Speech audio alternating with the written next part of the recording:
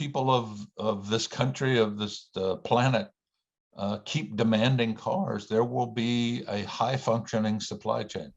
That's our own Lindsay Chappell giving his insight into the future of supply chains. Good afternoon, everyone. Welcome to ANN. I'm Laura Harris. We'll hear more from Lindsay shortly. But first, let's begin with China. China's chip industry is growing faster than anywhere in the world. And it's actually because U.S. sanctions spurred the appetite there for home growth. According to Bloomberg, 19 of the world's 20 fastest growing chip industry firms over the past 4 quarters come from the number 2 economy. The China-based suppliers of design software, processors, and gear are vital to chip making. The high growth underscores how tensions between Washington and Beijing are transforming the global semiconductor industry. Up next, a key global supplier for Nissan and Stellantis has entered a court-led reorganization. This comes after failing to complete a process called an ADR. Now, an ADR, or Alternative Dispute Resolution, allows a company that is struggling financially to continue to operate while renegotiating its debt.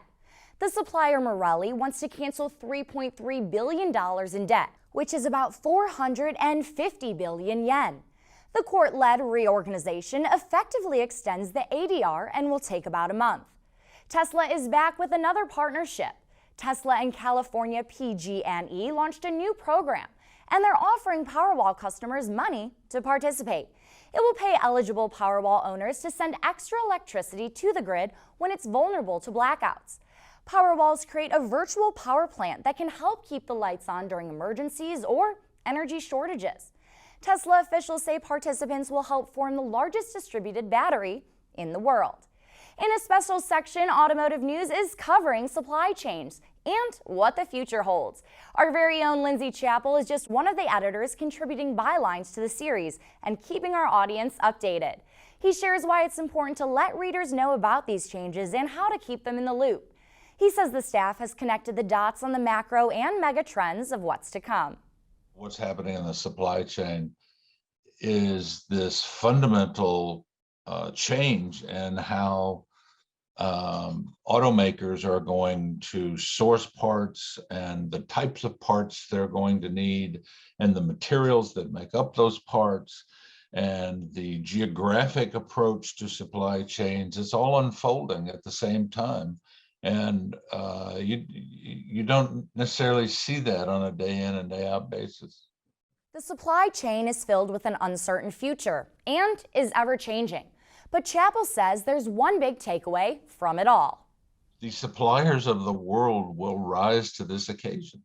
They're going to be asked to remake their parts, to remake their product portfolios, to remake their manufacturing systems, and they'll do it. They're already doing it. You don't notice it all happening at the same time, but this company is changing, that company is changing. This company has a target for 5 years down the road. This company has a target for 8 years down the road. It's all happening at once. It's like the carpet moving beneath our feet. Chappell says companies are more sensitive to catastrophes after being kicked down the last 2 years.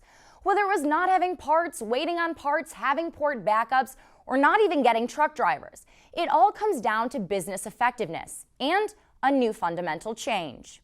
That cost is not necessarily going to be that driver. I mean, everybody wants to make a low cost a grand tally of a product, but the rising issue, I think, now is secure manufacturing, that I promised 100,000 of these by April, and I can deliver 100,000 of these by April.